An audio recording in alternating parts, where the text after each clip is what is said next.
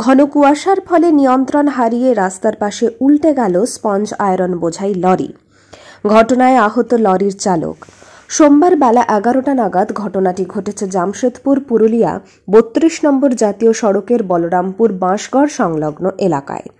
জানা গেছে, জামশেদপুর থেকে একটি লরি স্পঞ্জ আয়রন বোঝাই করে আসছিল।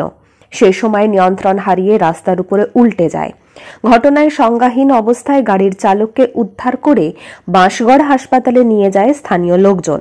ঘটনাস্থলে বলরামপুর থানায় পুলিশ এসে পৌঁছয়, তবে আহত লরির চালকের নাম পরিচয় পাওয়া যায়নি।